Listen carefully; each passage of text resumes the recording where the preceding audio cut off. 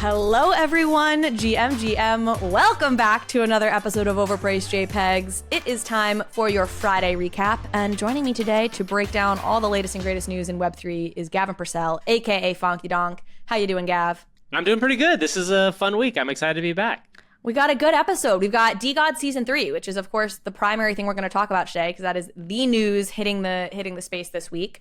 We are recording this a little early. We don't have all the DeGods news in yet, so we may have to add to this episode down the line as we get more of it.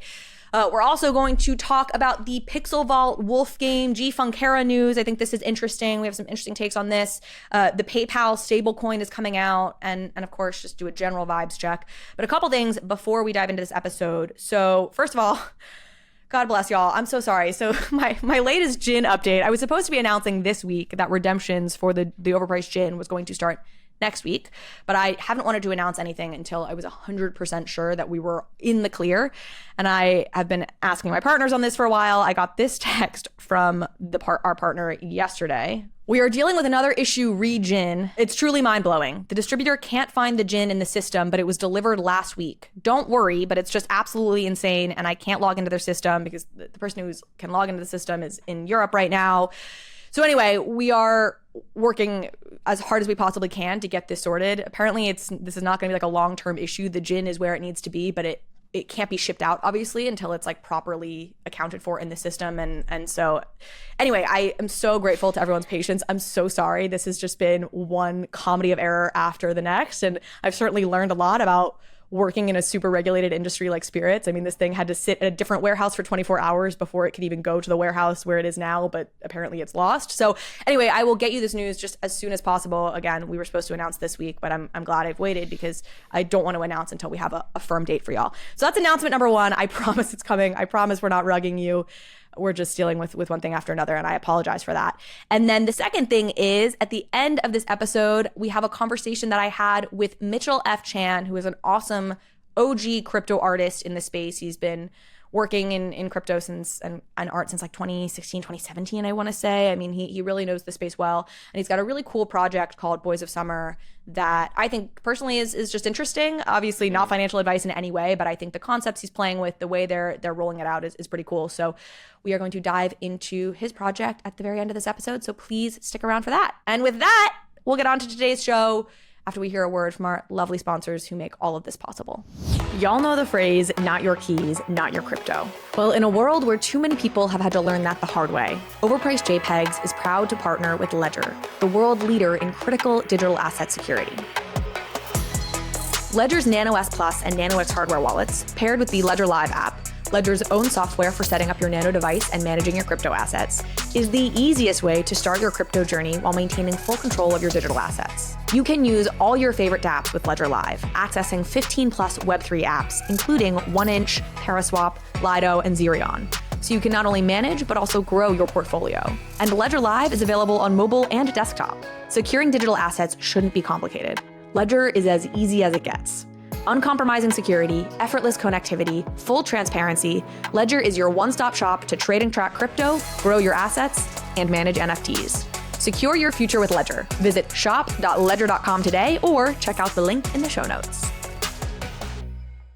I am so excited to announce that this year, Overpriced JPEGs has partnered with OPENSEA, the world's leading NFT marketplace, built for everyone, creators, collectors, noobs, and experts alike. I'm an OpenSea user because they have the best selection of NFTs and a truly inclusive view of the ecosystem, supporting 8 chains and 8 global languages. I trust the systems they've put in place to keep the space safe, like copyright protection, malicious URL detection and removal, robust verification, and more. It's why they are the place to buy, sell, and create NFTs. That's right.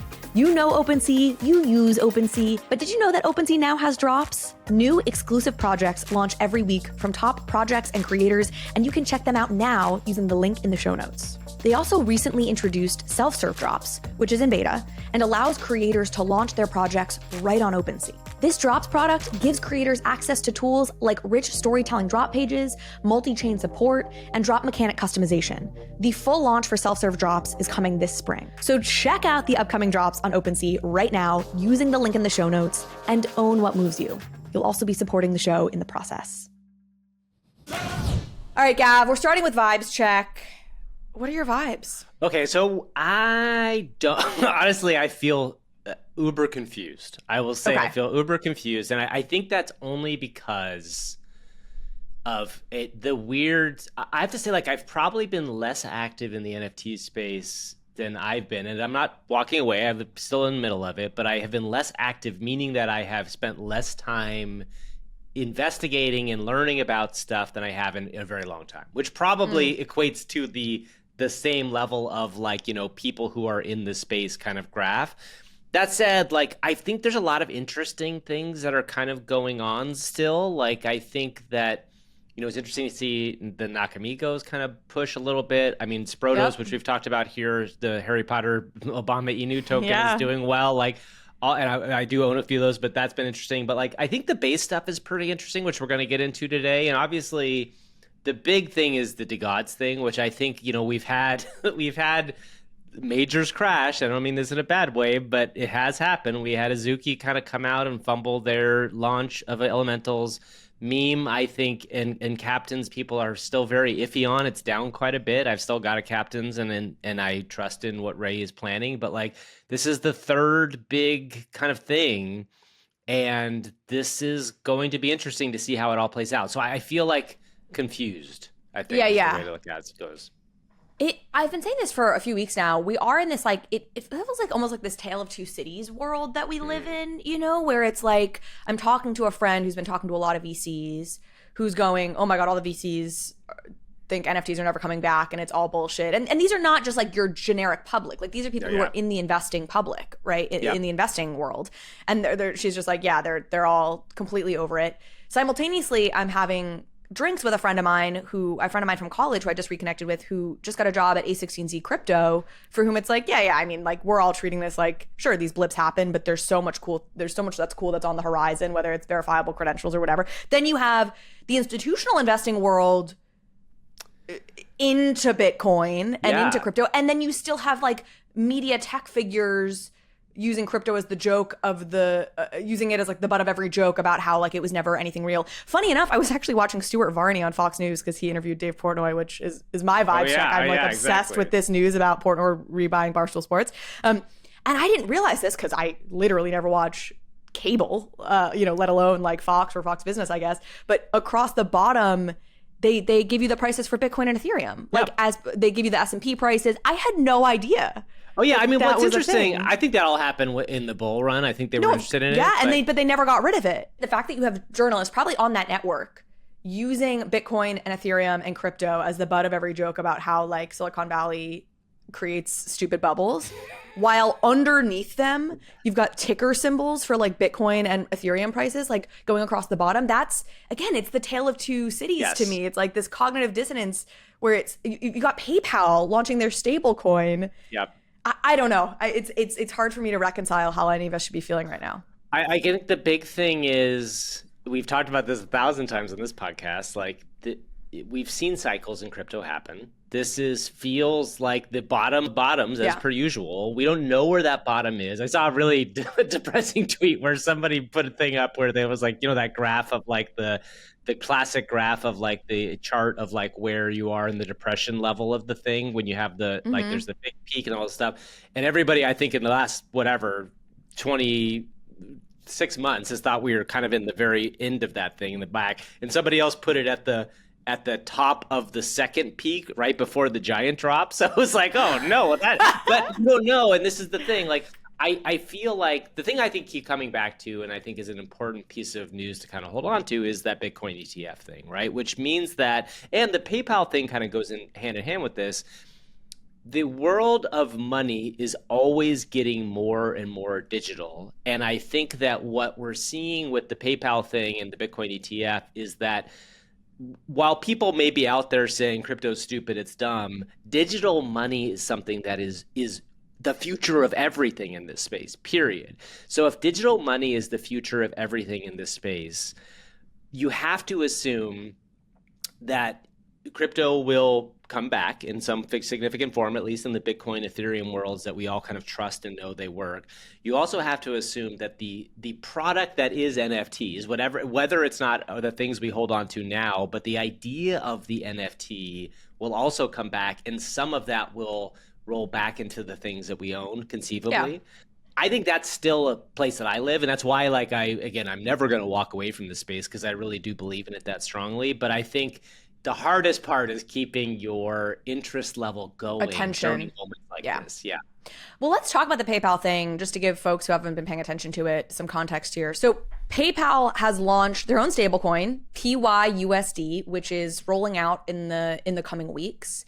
And I mean, look, PayPal has been optimistic, it appears, about cryptocurrency for a while. Yeah. Like, they've been a fiat on-ramp provider for various wallets, like the Magic wallet. Like, PayPal has definitely been playing at this game, which makes sense. I saw an interview with the CEO on CNBC, and he's like, look, we're a digital payments company. Like, we obviously need to be paying attention to cryptocurrency. Yeah. Totally. And I think this is, I think, like with all things, people are overreacting to the news at times. Like, they're being like, oh my God, see, like, this is, we're onboarding the millions or whatever. And it's like, this is going to be a long-term play. And again, the CEO of the company even said that on this interview I saw, where he's like, look, we don't expect this to be something that changes anything overnight, but they're clearly trying to future-proof their business, because if digital transactions moving forward don't look like sending money via Venmo or PayPal, but it looks like sending money via cryptocurrency, they're out of business. Yeah. Right? They need people to transact using PayPal because that's how they take a cut of fees.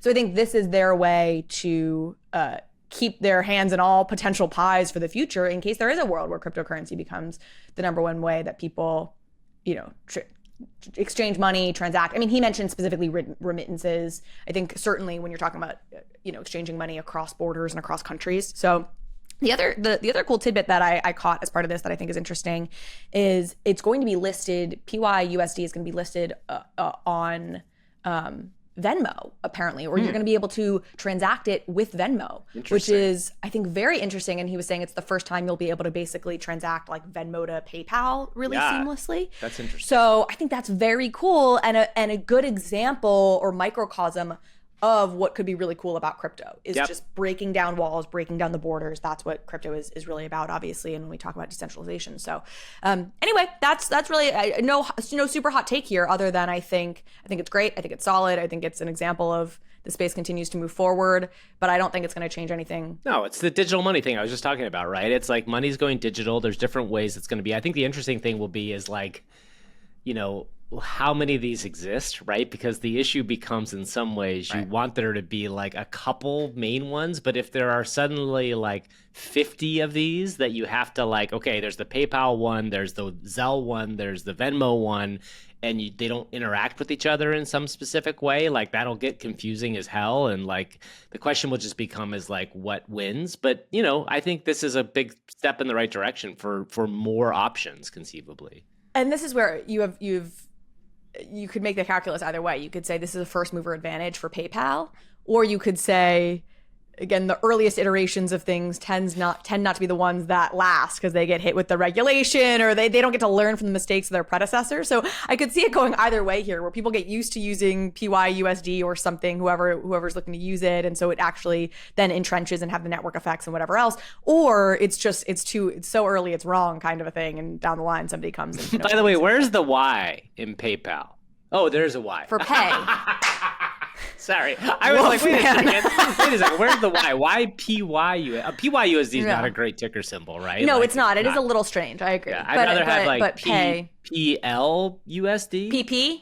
Oh my God, of course. Why wouldn't we do PPUSD? That would at least have gotten the memes moving. I don't know. That would have been mimetic. I know. Exactly. I know. Too funny. Okay, well, let's talk also about this Pixel Vault. Yes. I keep saying like Pixel Vault WolfGame news, but in some way, I mean, Gfunkera obviously is CEO, founder of Pixel Vault. It was G who actually bought WolfGame and then has said he's going to give like the exclusive and eternal license of it to Reboot. Yes. Which is also, under his I guess he's a co-founder of. And we've talked about Reboot on the show a while back. Yeah. It's been around for a little while now. They launched a white paper that I read and didn't understand a literal word of back in the day. Yeah. But it's this back new in the day gaming of like protocol. 6 months ago, by the way. Was it 6 months ago? I think it might have been 7 or 8. I feel like Was it was it? like Okay. January, Feb of this year, but I don't actually know. It may have been 6. Either way, 6 months is a long time in this it's a game. long I've been time. in this game for a year and a half, so it's a third of the time I've been doing the show. Yeah, exactly.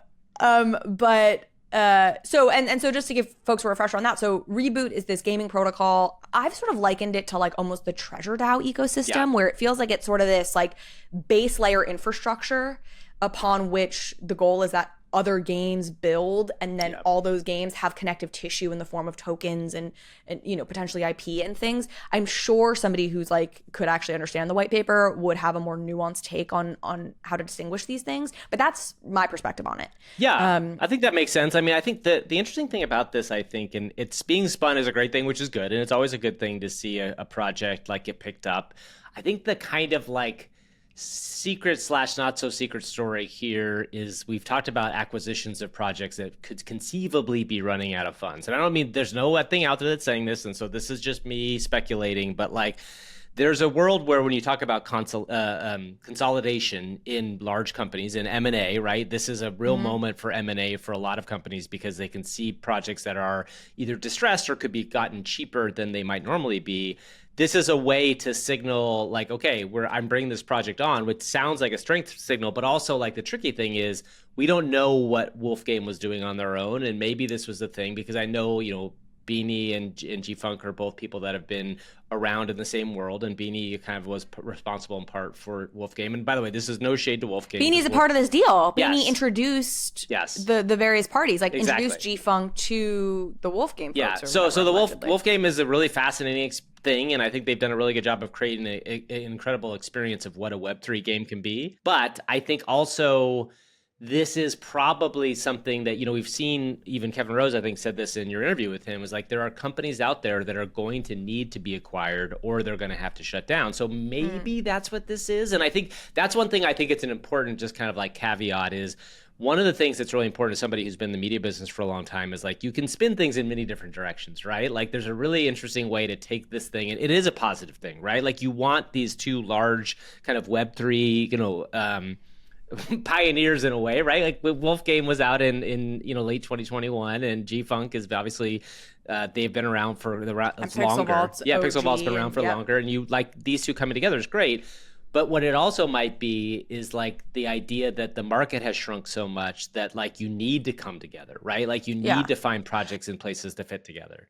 So here, let's take this from each perspective. So you're making the argument that this is a positive thing, but also it could be indicative of something negative, which is that on the WolfGame side of things, they actually needed an acquisition because they're running out of money. I don't know that, by the way. I don't know. That's a speculation, yes. which is a totally fair speculation. But I think the other, their volume is way down. Who knows? I'm sure they were kind of picked up at a discount. I think it is interesting to look at it also from the Reboot perspective, which to me, you have something that's trying to build this gaming ecosystem. And this is such an interesting acquisition to like jumpstart your protocol, basically, is to pick up one of the most well-known games. And I kind of put that a little loosely because I think, WolfGame is a little bit... apparently they have games out now. And I interviewed SIII Phrase. He was like, oh, no, the games are fun. People actually like the games. I still think of it as like a Farmville, which isn't... Which is a game. Not Farmville's a game. I know. But but some people refute that. And I think there's legitimacy to the argument. You're like,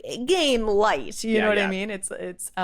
So I think it's a super smart acquisition because they were probably able to get it. Again, we don't know. We don't know the details of the deal, but quite cheap. Yeah. And it's putting Reboot on the map for more people. I mean, it was interesting. I love Sam NFT Stats, as folks know, and I love his analysis, but it seemed like he didn't really know a lot about Reboot. It seemed like he maybe thought that was like, it was newer than it is. And it's like, he's now hearing about it or coming across it because of WolfGame. And so, I've interviewed the Treasure DAO team before, and they Small Brains, the small universe, Smallverse is like their flagship IP. That's their Mario, so to speak, that they're hoping will kind of prop up the rest of the ecosystem. And I didn't have the sense that Reboot, and maybe I'm wrong, but had that flagship property. If they did, it certainly wasn't one I had heard of. No, I think to that's have something smart. like a WolfGame potentially as that kind of flagship property to draw people in, to draw developers in, to build other things, because there is a loyal fan base to Wolf game, is super smart on the part of Reboot, regardless of whether this happened because they needed to be acquired or not. Absolutely. So and interesting. And I think that there's, in WolfGame, by the way, you talk about Web3 games that have, outside of it's funny because when I think of Web, you're right, in some ways, there's the Web3 games that are like the Illuviums, that are like the like large company more Web3 AAA games. style, Yes. trying to fully compete with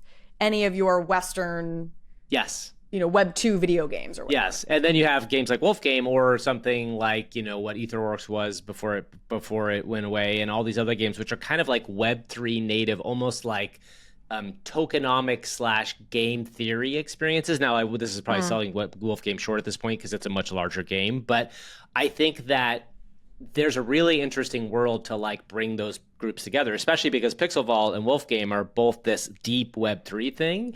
And if they can start spinning up and acquiring or finding a kind of coalition of these things that they can put with Reboot, there's a really interesting play there, right? I think this is what I was saying before, is this is the interesting consolidation model in the down market is you can, there's a good example of this in the Web 2 world, which was when Web 1 crashed, there was a lot of stuff that got picked up by different people. Or you think of what Barry Diller has done with IAC, right? Barry Diller, famously a television executive, went on to run IAC, and then IAC became this company that was Tinder, College Humor, all these things in one place.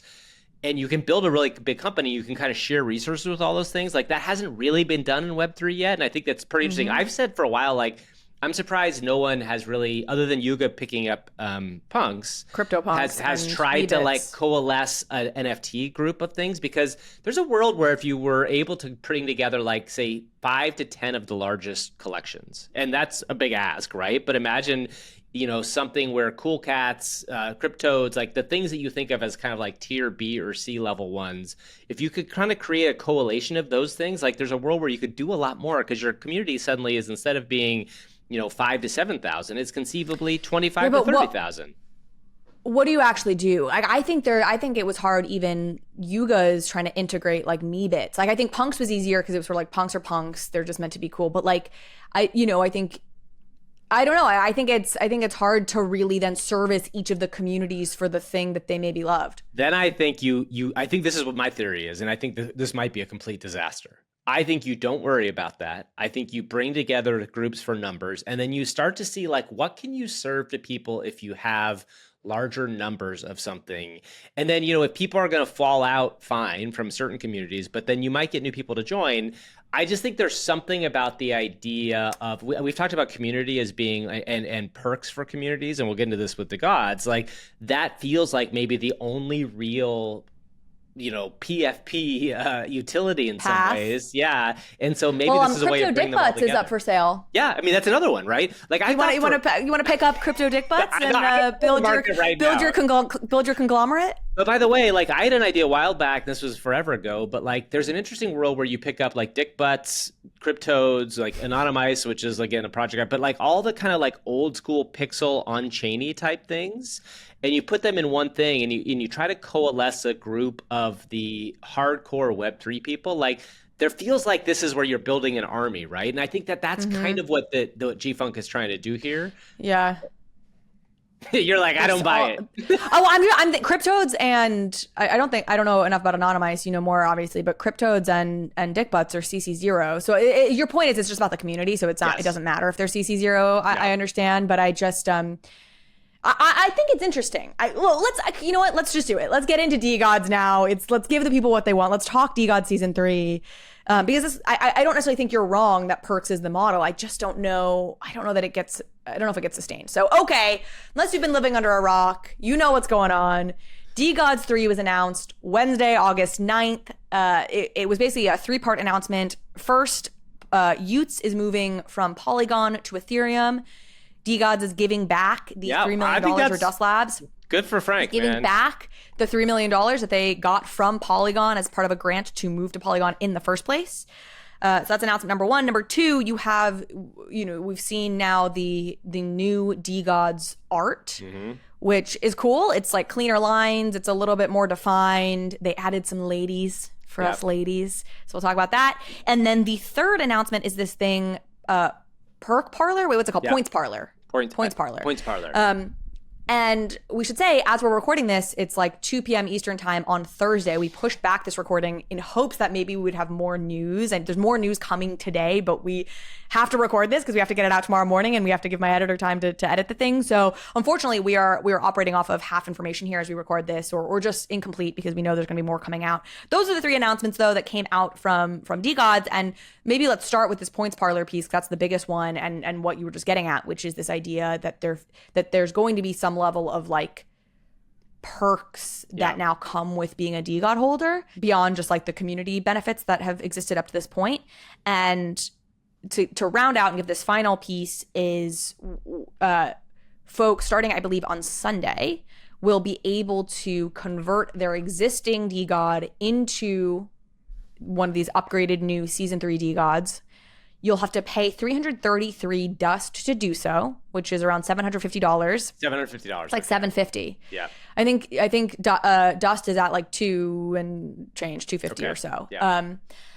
And then, which that's obviously been a part of. I think the reaction to this has been mixed would be my interpretation. I think it's also a little bit like everyone's just waiting to hear more. Like I feel like most people are sort of reserving an opinion until all the full announcement has really been rolled out. So I think there's a lot of that.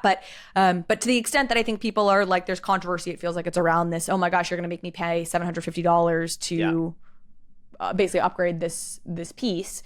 But all of the dust earned, all the dust that gets paid, the 333 dust paid across all the people who upgrade to Season 3, that all is going to go into this Points Parlor thing. And all that we've seen so far is this graphic that says like, right now, it's like, DeGods help me pay my rent. DeGods help me pay for groceries. Like DeGods paid for my new Tesla. And so we really don't know exactly the mechanics of how this is going to work, but this is something to do with basically earning points clearly that can then be put to real world use. Okay, I'll pause there. Give me your reactions, Gav. So, I mean, listen, I think this is interesting. I don't think we know nearly enough about it yet. I think that it doesn't feel like incredibly groundbreaking in some ways. Like they did, it looks like in this graphic, they also announced partnerships with Kraken NFT and Mintify and a couple of, and I think Rec League is what the other one is. So there's something in that. So I'm curious to know how that'll work out. I mean, listen, you can never underestimate Frank in terms of his ability to kind of pull the market and his community in different ways. I think the one that stood out to me in this graphic is like, they paid my rent. Like, I'm just curious to know kind of like, or bought me a Tesla. It's like, is it going to be like, just a straight up like a lottery system? Is it going to be like and I think that's also legally, you're like, well, how did he figure all this out? Like, I think, listen, I do think the perks are really interesting. I'm not sure that like, I still think the perks that could be more interesting are access to interesting stuff rather than like pay for this thing. Because I think if you get into the business of like, this is a chance for something to pay for this thing, whether it's my rent or a Tesla, it starts to feel a little cheap in some ways. It starts to feel a little bit like you're part of something. Groupon or something. Yeah, exactly. Well, even more more than Groupon, it's almost like you're like part of a like financially driven thing. Whereas I think the secrets to Frank's world has been like, oh, this is actually like this kind of interesting club. When you see the social events and things that happen, it feels like you're part of something. And I'm not sure it's the same thing in that instance, but we don't know. What you're getting at is something I actually talked about in an interview I recorded yesterday with Jasmine Mayetta, which will come out in a few weeks. But the book Start With Why by Simon Sinek, which is a pretty popular marketing book. The whole idea there is you need to start with like a why. You need to have an ethos to your brand, because if you don't, as soon as you just get into like it's purely transactional, it's just like dollars for whatever you're providing. You end up in this downward spiral, right? Like you don't want to be at the point where you're like, we'll give you a 20% discount to like pump up, the sales or whatever, because then you're in this very transactional dynamic as opposed to people being much more price insensitive because they just buy into the brand. It's what Apple has done so brilliantly is like there's this like bigger factor. And that's what Frank has been exceptional at, is like there's this there's this vibe. It's what Bored Apes did so well in the beginning, right? This feeling that there's just like this cool vibe, this cool ethos. So I know what you're saying, which is that like you want to avoid getting into a place with any of these projects, but certainly with something like DeGods, where it feels like you're really the vibe or the ethos is gone and it's really just about this transactional stuff. But I don't think that's a huge risk with Frank, just because I do think there is part of the power is the charisma of the leader here a bit. Sure. And I think that Frank will keep this feeling cool somehow, just by virtue of who he is. And we still just don't have enough information. The big thing that came to mind to me when I saw this announcement was when Frank went on Mark Coulter's podcast recently. He was like, I don't think too much about how is Twitter going to react to something. Right. I really ground myself in what's going to make people say, oh shit, like I need to get a DeGod right now. I need to own a DeGod in this moment. And just like, what is the thing that is going to make a bunch of people go out and be like, well shit, all right, fuck it, I'm buying a DeGod. And I understand, I don't know exactly where he's going with this. We don't know exactly where the points parlor is going, but I understand that there's like something. This seems connected to that, right? Like I understand why this could be a thing that makes a bunch of people go, okay, shit, I need to go buy a DeGod. Let's see, maybe I'm winning a Tesla. Well, especially because if you connect it to Frank, right? Because you think, oh, well, Frank's going to find some. I mean, it's in a lot of ways, it's like with what Ray is planning with Meme too, right? It's like, hey, you have to trust the fact that Ray is going to deliver things that are going to be interesting to purchase with Meme, or things that with Meme that will be interesting. And the same thing that Rose is trying to do with Moonbirds. It's like, you think, okay, Kevin has a good sense of what the art scene is like, so maybe if I hold my Moonbird and have enough token, I'll be able to get really cool art because that's what it is. And in Frank's mind, what I'm expecting, this is why the graphic was a little weird to me in that, but I guess it's in the world of who his audience is. It's like pay my mortgage, pay for a Tesla. Those are both things that like that audience, like, guys that's in their young 20s. Big status symbol in that universe, But like that's where it's going to go. It's just a matter of like, okay, well, what is the play? How's it going to play out? I think is the big question.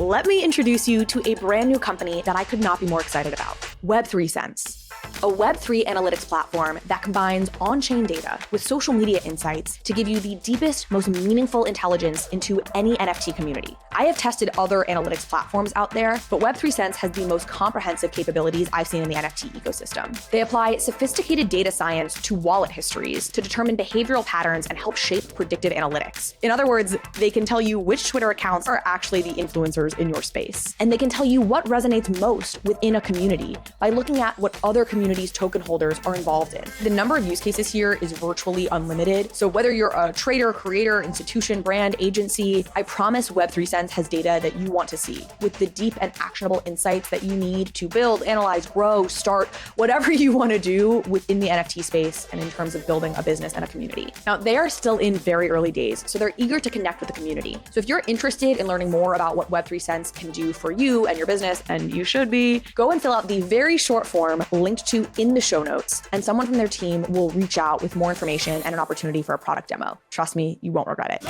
So I want to also talk about how the market's reacted to this beyond just like reactions on Twitter. So, at its peak, its most recent peak, maybe its all time, DeGods was at like basically 10 ETH. Yep. And that was in the very beginning of August.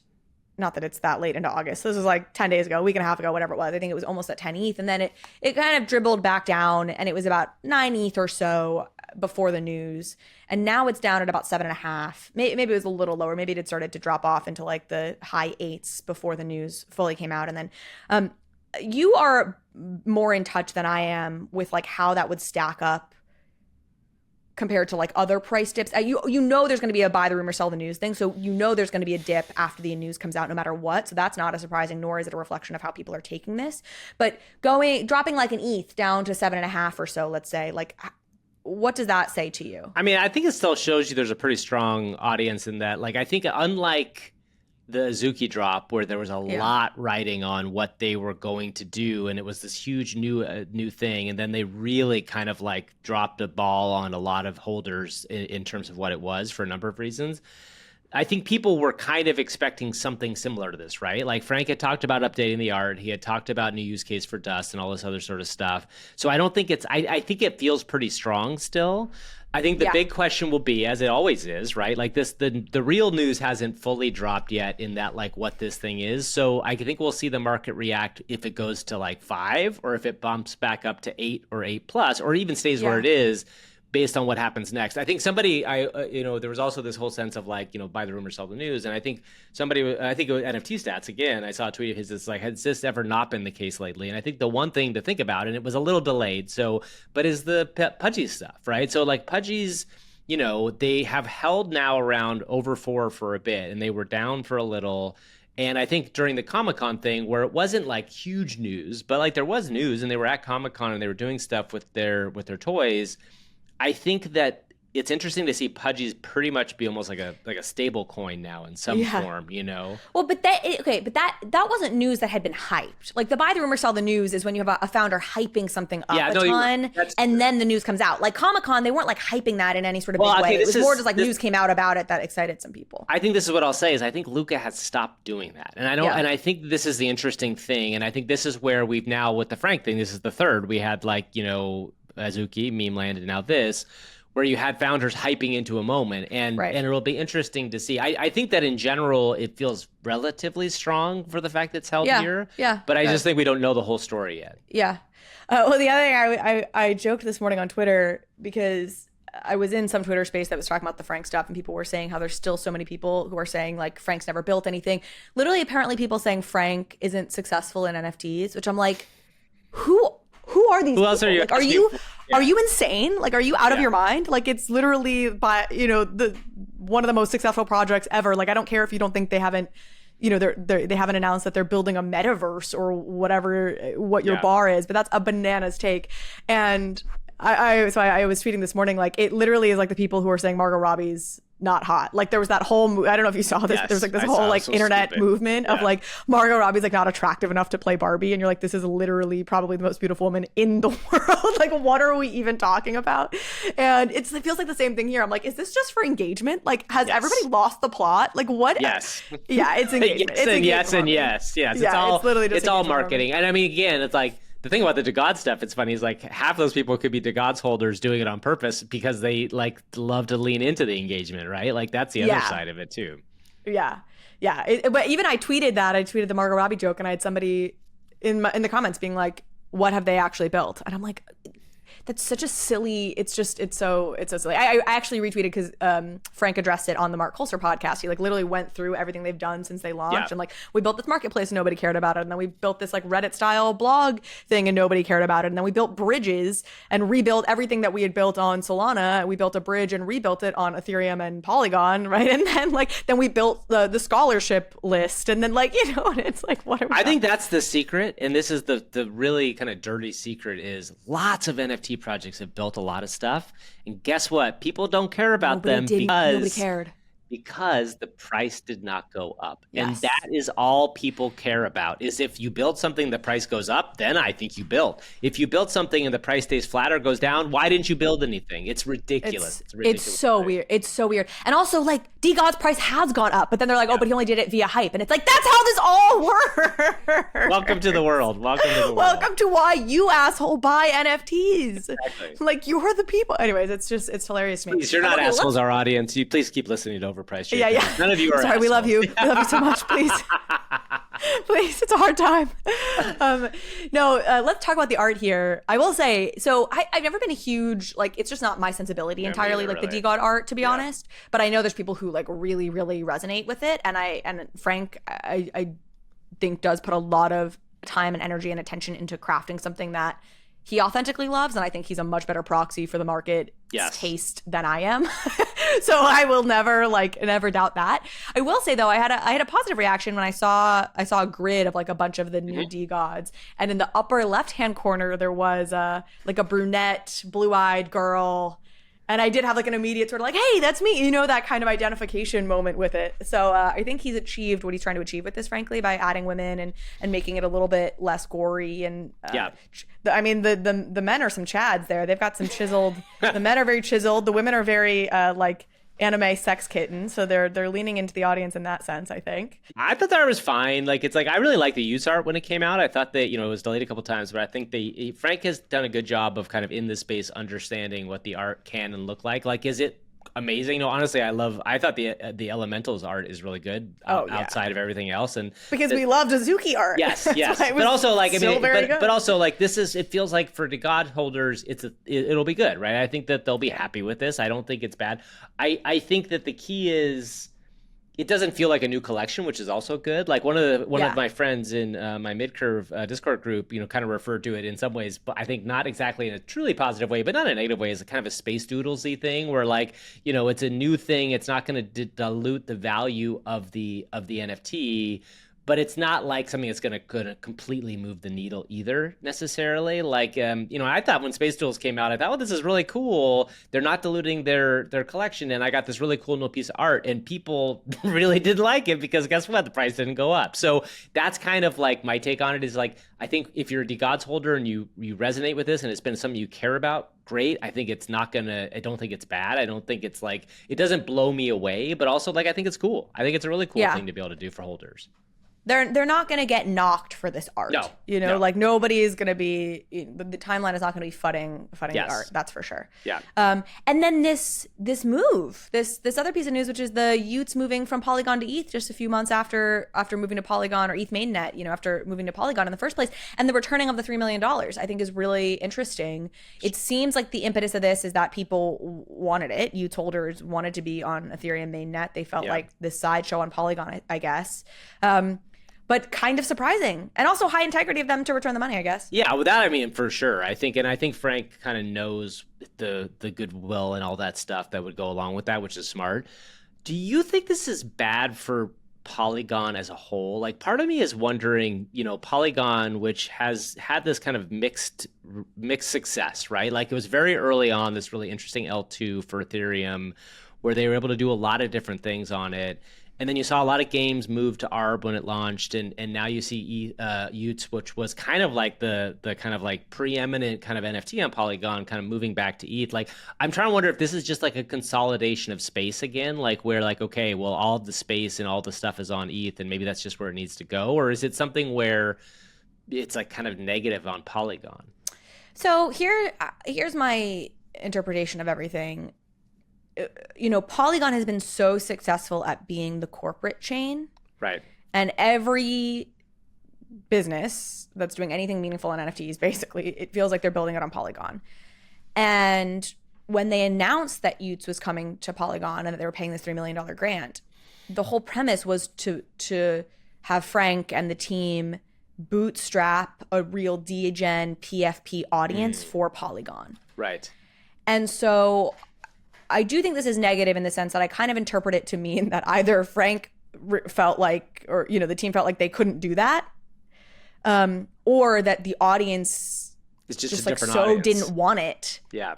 I do think Polygon is still clunky to use. Like they don't have the right tech for like the super fast trading degen culture, and so. I don't know. That's where my head goes. Yeah. My head goes just like, oh shit, like Polygon still doesn't really seem like they're going to be able to build out or foster a degenerate community over there. I think that's an interesting take. I think the thing I was just saying is like, I think there's also a world where if you are in the DeGods community and you are a heavy trader, which probably a lot of them are, right? Like that's kind of like there's probably strong crossover, and you want there to be an ability to go like, dump your Ute to get into a DeGod, let's say, just to keep it in the mix. Like, it's very hard to do that, right? Like, it's very hard to dump your 5 Utes to turn into a DeGod right now because like it's a lot of cross-chain business. So maybe that's just that. Honestly, I think part of this could also be leaning into that maybe the heavy trader NFT world has just gotten small enough where like it's hard to have on multiple chains, right? Like I think that there's just a world where it needs to exist on ETH for right now until it grows at a significant space. So that is that. Okay, last thing I just want to talk about here, Gavin, with you before we cut to my interview with Mitchell F. Chan is, have you been following this Dave Portnoy buys back Barstool Sports? I have been. It's really interesting. I mean, listen, I'm think obsessed. I know. Let's get you. This is your obsession, which I know quite a bit about because I've been following for a while too. But let's get into it. No, I mean, like, I just think. So let me give people the news in case folks, because there's a good chance that people in my audience haven't necessarily followed this. I'm gonna assume people are somewhat familiar with Barstool Sports. It's a controversial media company. I think from a business perspective, especially somebody who's in media, they are such a case study in building like certain kind of 21st century media company that is very interesting and very impressive. So I respect them a lot from a like business case study perspective. And then there's just this like magic to that fucking company and to Dave Portnoy, where he sold this company for $550 million over a 3-year deal that he had done essentially with Penn National Gaming, which is a gambling company, and it's sports gambling. And so it made a lot of sense for Penn to buy Barstool as they were rolling out their sports book in the United States. This was a great customer acquisition channel for them. They'd own Barstool Sports. Barstool has this diehard fan base, a gambling fan base, a sports fan base. Okay, great partnership. And then it was just announced that Penn Gaming wanted to do a deal with ESPN, which is owned by Disney. Who also hates Barstool and Dave Portnoy. Hates Barstool and Dave Portnoy. And so for a variety of reasons, probably in part because Disney's like, we're not doing this deal so long as you're in bed with Barstool, they basically needed to divest their interest. They needed to sell Barstool in order to be able to do this deal with Disney and ESPN, which was going to be a much bigger deal than the one they even had done with Barstool. And so Dave Portnoy bought the company back for $1. For $1. He sold this thing for $550 million, buys it back for $1, and really the reason, and for non-compete. So basically, if there's ever a monetization event, if he ever sells Barstool again, which he has sworn up and down now he is never going to do, he's like, I'm going to pass this along to my employees' children. Or whatever. Yeah, exactly. He doesn't have kids, so he's like, I'm going to give it to Kevin Clancy's kids, KFC. He was like, so basically, if there's ever a monetization event, Penn will get 50% of that monetization event. And on top of that, they've got a non-compete where they can't get into gambling, which is fine because a big reason that this happened anyway was because Barstool is not a company that can operate in a heavily regulated environment. I mean, it's funny. I'm dealing with this because spirits are obviously heavily regulated, and I'm seeing what a nightmare it is to try and operate in the spirits business. Yeah. And gambling is just that, if not more so. And so, I mean, Barstool had a can't lose parlay that they were promoting, which is obviously a joke. If you know Barstool, like that's the kind of like, you know, bravado bullshit that they'll say is like, you can't lose. But obviously, as like a regulated gambling company, you can't be out there marketing something as like a bet that you can't lose. Yeah, no downside. Yeah. So, but anyway, it feels, I'm loving this just because I think it's a fascinating business deal. Obviously, I'm in the media business, so I think that's interesting. Barstool is so at the heart of like meme culture, so I find the content out of this just amazing. And I just am fascinated by the whole thing.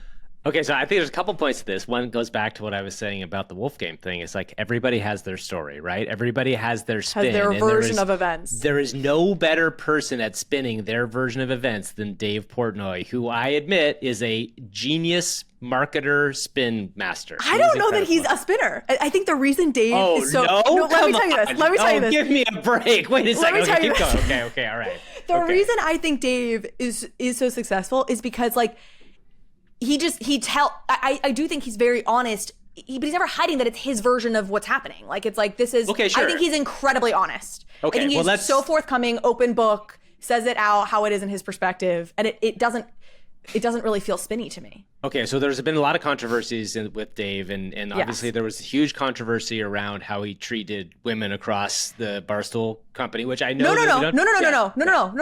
Let me be very clear about this. Okay. There was not allegations about how he treated employees. I went to Barstool, so I went on to Erica Nardini, the CEO of Barstool. I was on her podcast right after the Business Insider article came out because I had also I have my own beef with Business Insider. And I spoke to a number of women who were there, including like the woman at Barstool while I was there waiting in the waiting room, including the woman who was like booking me on Erica's show. They're like, we have a great experience here. Like, they're like, it's uncomfortable for us. A lot of them are like liberal women. They're like, we now feel like there's this stigma on us for working at Barstool, but like, we've had a great experience working with Dave. Other women who work at Barstool have come out publicly to say like, I absolutely love working with Dave. I think he's a great boss. He's been great to me. What this was like two, maybe there was a third, independent women that he had been hooking up with. Okay. Who ultimately claimed something. This man is has slept with a lot of people. The fact that they could only find two to come out and say something. And I am such a believe women thing. I believe Dave in this, but I don't even necessarily want to go there. That's okay. So continue. But clarification that it wasn't Yes. employees. It wasn't employees. Okay, that's fair. That's absolutely fair. Sorry. And I think that's an important thing. That's an important point for sure. But the one important thing to know about that is when that all went down, Dave came out and did his side of the story, right? Like, so he took control of the narrative and he told his side of the story. Now, I'm not going to say what's true or what's not true, but I mean, I think that you have more experience. But I'm saying the guy knows how to take control of the narrative. So yes. The other side of this is that's important to realize from a news perspective is that if they sell this, so Penn gets 50% of whatever. But the other side of this that's really interesting that I read about this morning is the non-compete also probably involves not being able to do advertising deals with other gambling companies, right? Which FanDuel, all these companies that exist out there that are very large advertisers of Barstool. So this makes it slightly more difficult for them to have like a significant business in some ways. I'm not saying it's the end all be all, but like that's a change to their business model, right? Because were they had big partnerships with FanDuel before Penn came in? I think so.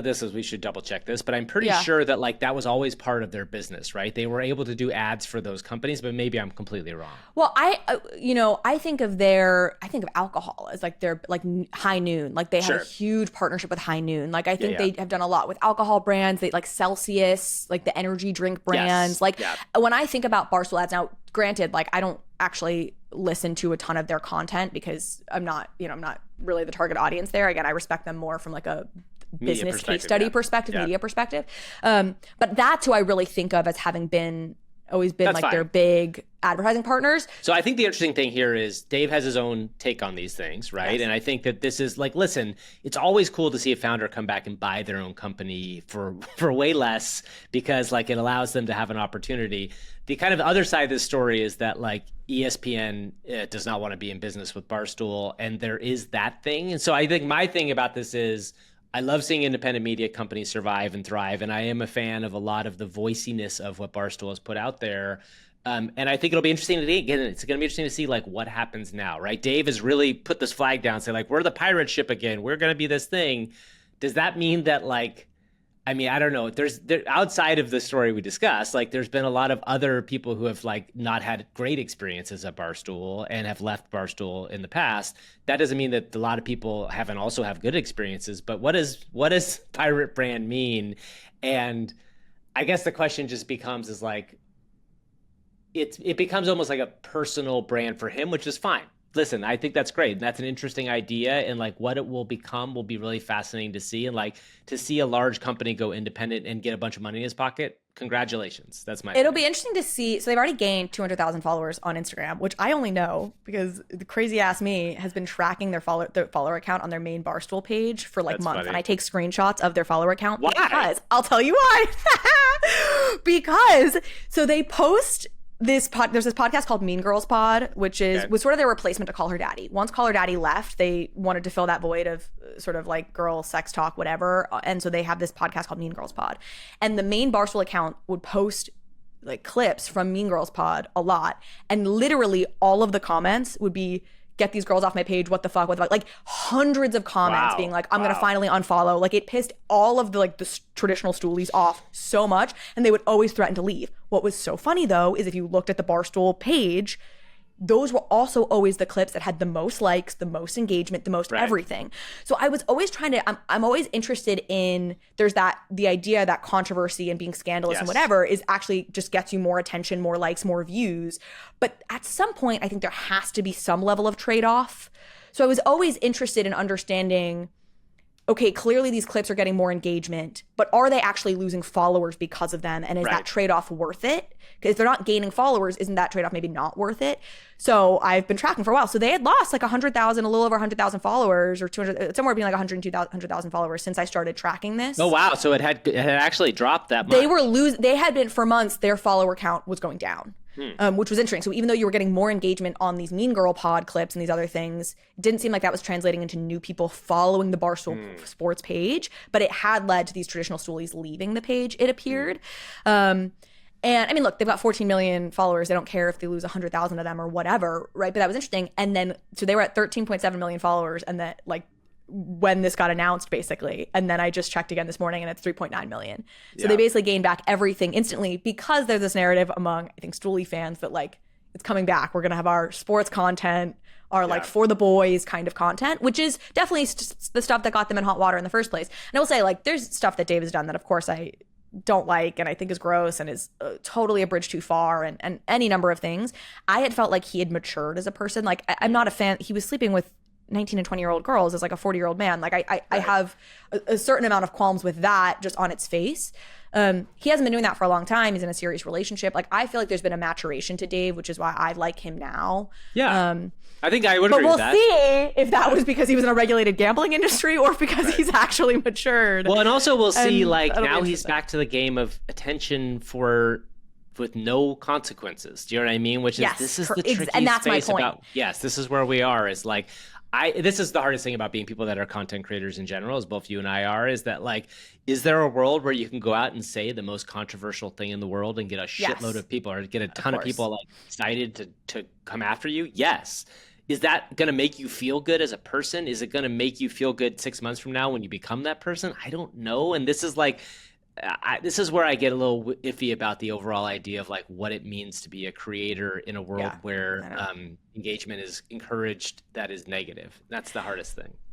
Okay, we're gonna wrap this up. I just want to read one quote because it was like so many things I love have come together in this moment. First of all, Portnoy is a huge Taylor Swift fan, like huge. Literally tweets about her all the time. Is he, or is he doing that for the engagement? That's my other question about. No, I think he really is. This is the thing. I think because a smart media person understands that the biggest way to get engagement right now is the Eras Tour, because it is everywhere. So I just want to be clear. This is something. Why am I not doing this? I'm actually a huge Swiftie. I can talk about the. I know you actually own this in a real way. God damn. So no. I think he absolutely is. Here's the thing: the best content creators, people who are super like whatever, their authentic interests and self line up with the mainstream. Yeah, of course. And that's the key. Like, you can't, because you have to seem authentic. I don't think you can fully fake. Anyways, let's not go there. That's a different rabbit hole. That's a long conversation. I'm happy to have. Dave is genuinely a Taylor Swift fan, for sure, in my opinion. Okay, so this convergence of like all these things I love. So he's a huge Taylor Swift fan. So they had put out these T-shirts that was Barstool Sports Dave's version. Oh yeah, I saw them. All of the Taylor version thing. So I love that. And I was like, oh, so fun.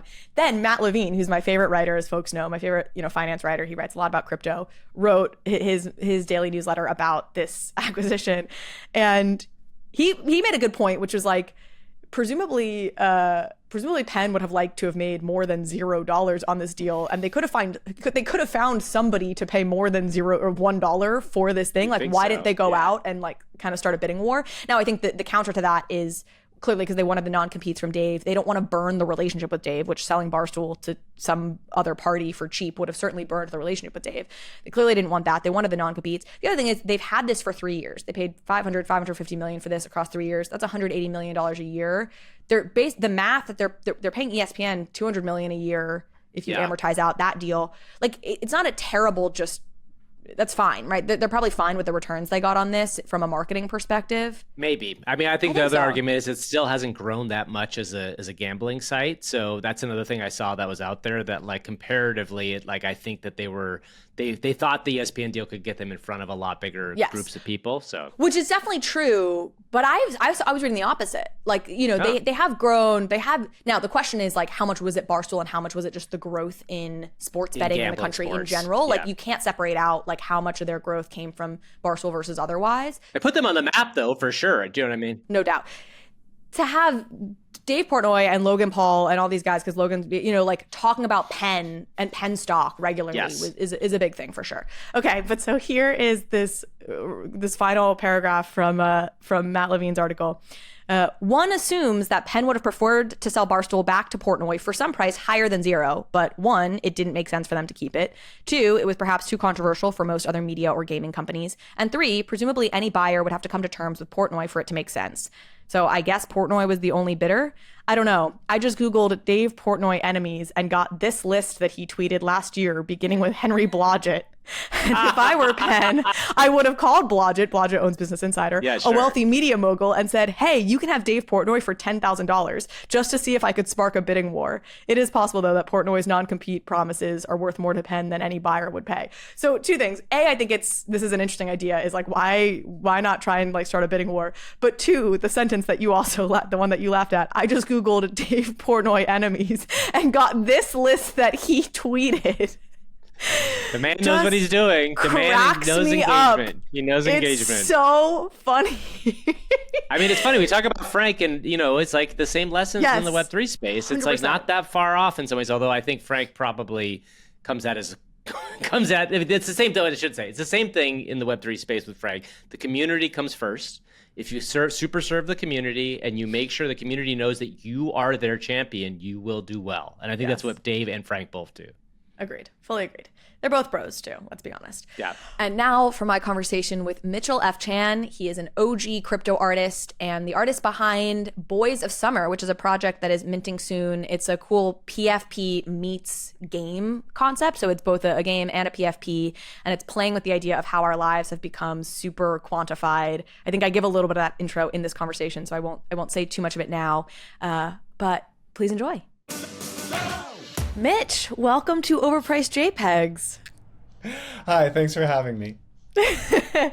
So your upcoming project, which is the Boys of Summer, love the name because I love that song and grew up in a baseball household, looks at, and this is my description of it, how our lives are sort of ruled by numbers, and like modern life is all very quantified, whether it's grades when you're in school or test scores, and then income or bills, or for some of us, the price of Ether, the price of Bitcoin. Why did you want to make this piece of art right now? And feel free to expand on what you would describe it as being in any way you want to. Yeah, thanks. Great question. Because that idea that you just so astutely described, that our life is dominated and defined by numbers, that truth is sort of accelerating at this incredible rate. There are more numbers and more gamification of those numbers in our lives than ever before. And they happen at a bunch of different levels, right? On one hand, you are the set of data to Amazon, to Google, to Meta, right? And that set of numbers is kind of like an abstract representation of you. It paints a picture of you, and that picture is kind of moved around and bought and sold a lot between companies without you knowing.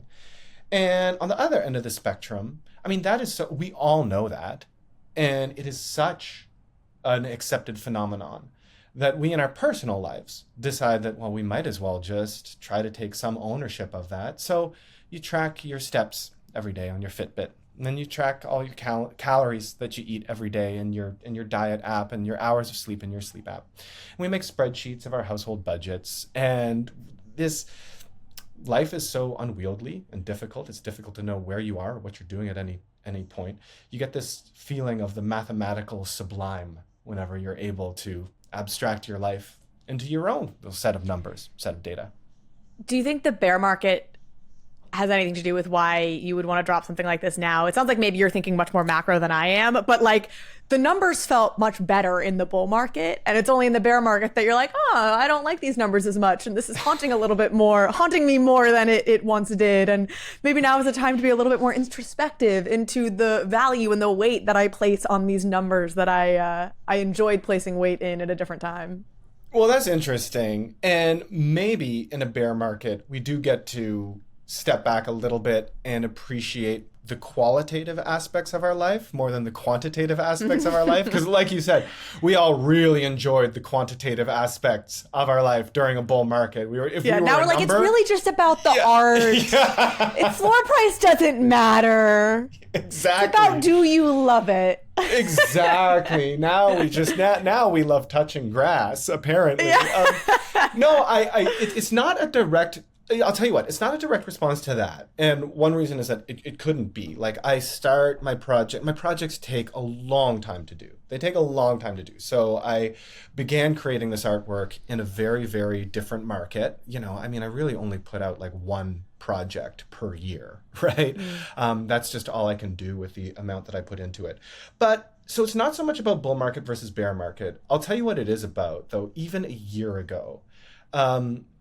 Besides like the extrinsic influences of just looking at the world around us and the way that it was a quantified world and the way that it was a data world, there were also, on a smaller level, these conversations I was having with my friends. And even a year ago, they were starting to feel a little burnt out on NFTs, a little burnt out on all this data on their Blur dashboards and, all of their and just that picture, the thumbnail image of their NFTs is getting smaller and smaller and smaller on the dashboard. Like, that's literally what happens. Like, when you were looking at your NFTs, the picture was getting smaller and smaller and smaller. The numbers were getting bigger and bigger and bigger, taking up more and more space. And, some of my friends who were passionate NFT collectors, passionate in the space, were just saying, like, this doesn't feel fun like it did, a while ago. And as much as any desire to, I think, examine a phenomenon that's happening in society, I wanted to make NFTs fun for my friends. So I wanted to make a game, and I wanted to make something they could have fun playing with. I wanted to make something that would evoke the feeling that they would have had years ago of looking through these collections, making their own spreadsheets to find attributes that weren't like just already fed to the market in the attribute and trait metadata, that they could spend time with and develop their own relationship with. So it was about that. And I would say that phenomenon was happening even a year ago. And I was very much responding to that. That's a good muse. Like, make something my friends will find fun feels like a good starting point for an artist. You referenced the game component of this. It's worth having you probably spell out a little bit how this project really works, because it's both PFP and game. So explain to us how this operates. Well, there's a lot of Trojan horses in this game. This is what we do, right? We take you on this journey, because the funny thing about this project is, I'm going to be out there on Twitter, and it's just like, it's a PFP project and it's a baseball game. It's not a PFP project, and it's not a baseball game, right? And I'm not intentionally misdirecting people, because that's all there, but it's the front door that takes you into this labyrinth where it's a performance that and the PFP is really just your entry ticket into participating in this performance. And it is a project about the themes that you've outlined here, right? It's about statistics and it's about data. So sure, you have this PFP. And as I was saying before, just to go back to a time when not all of the information, not every single attribute that could potentially be valuable and differentiate value for your thing was put out there. We don't put the aesthetic attributes anywhere on the metadata, right? It's just not on these.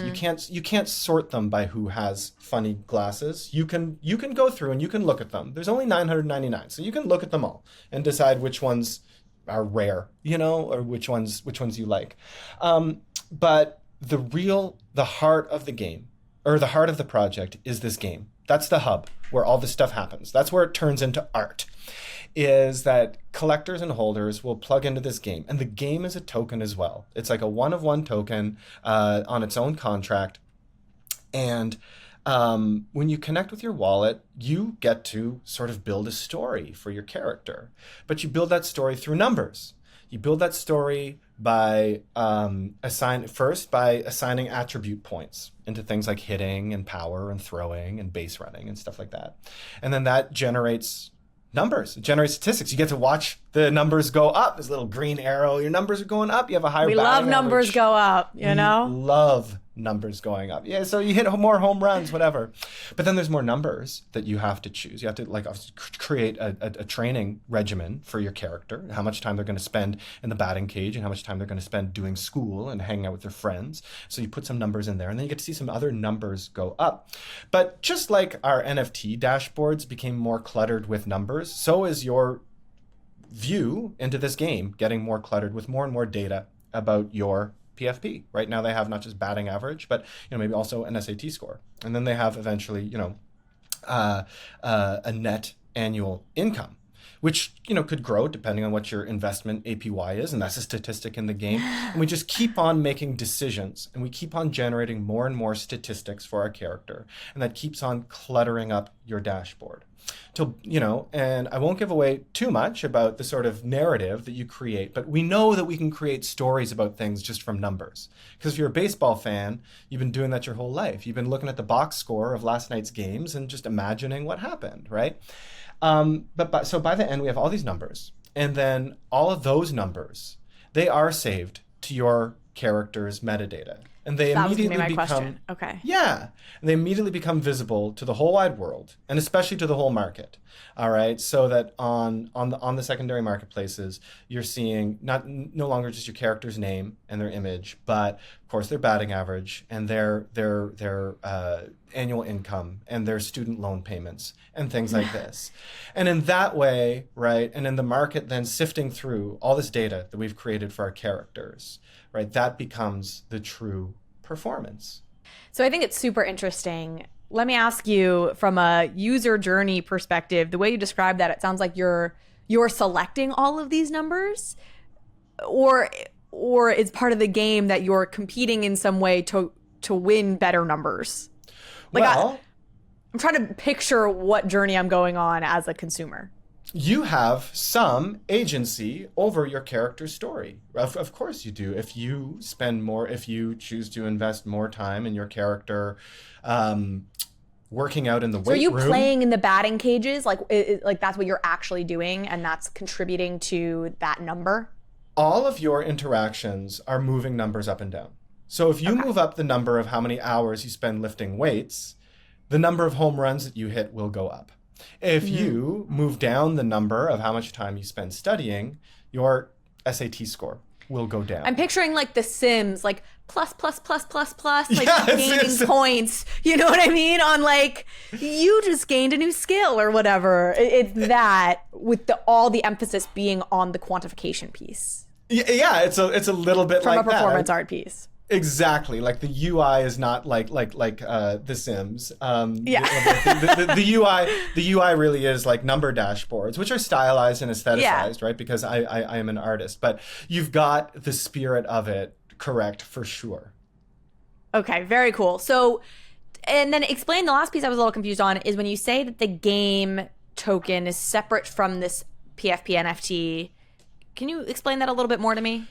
So the game is also an NFT, but it's a one-of-one artwork. And like I say, I think that's the hub. That's of like the exploding my overall project. brain. The game is also an NFT, and it's a one-of-one artwork, as in, because like that dashboard essentially it is. That's all happening on a piece of software. And this was a Okay. thing, like I have been And the rolling smart out contract is pointing to that to that piece of what did software. Yeah. to that piece of Yes. software. That's the phrase you Yes. used. Got And it. so like I've been told, because I mean, immodestly, I think there are a lot of innovative things that we're doing technologically, and you have to roll them out slowly. So my previous project that I did in December of 2022 was when it was released, and I haven't released any work since then, was also a video game. It was called Winslow Homer's Croquet Challenge. And that was the first time that I was rolling out, this idea that, okay, my NFT can point to like a piece of software that More will run in an code and- iframe. yeah. Exactly. So the NFT just points to the animation URI, points to a Unity WebGL game, so that Winslow Homer's Croquet Challenge, like it runs in the preview pane of OpenSea. It runs in the preview pane of LooksRare. That's it runs cool. like it can run out of your wallet. Of course, I encourage people to expand it out into their own window, but it was like on the NFT side of it, it's not particularly a complicated thing to do, right? To set your NFT's metadata to an animation URI that runs a more sophisticated piece of software. It's just that making a video game is hard and takes a lot of time, so not too many people are doing it. But like people aren't taking advantage of the fact that it's not that hard to make an NFT that does wild, crazy, interactive, immersive stuff. You just have to put the time and effort into, the actual art. Yeah. Oh, that old thing. Yeah. Super cool. Okay, so the project comes out August 16th. Do I have that right? Wednesday, August 16th? Wednesday, August 16th at 1 p.m. for the allow list, and then 1:30 for the general public. Okay, and for folks who want to get on the allow list, go to wild.xyz. Do I have that right? Wild.xyz. You got it right. Cool. And I'm looking at the art. I mean, it's very cool art. Thank you. The players, you can get a glimpse of it on the wild.xyz website. Well, like I say, it just all starts from a place of wanting people to have fun. And the best, if you have something, if you have something to say and it's something important to you and you think that it's a valid thing to say about society, the best way to communicate that, to start communicating that, is not to puff out your chest and try to show everybody how smart you are. It's to invite people to have fun with you and have fun with your ideas. So while, those characters that you're looking at are just the surface level of the project, like it really is just the surface and it goes as deep as you want to go. That surface level, is fun and is created from a place of genuine joy. And so there's a supply of 999. Is that it? So you're saying, I think you were saying to me earlier, like you definitely encourage folks to go and get on the allow list. Yeah, because that's you've been in much this space smaller. for a long time. Yeah, it's a small collection size, and you've been around for a number of years. So you have relative fans. to what it is. Yeah, so 999 characters for players and one unique game NFT. Mitchell F. Chan, thank you so much for being here with us on Overpriced JPEGs. I'm excited to track this project. I love the idea, and I appreciate you sharing it with us. It's a real pleasure. Thank you so much.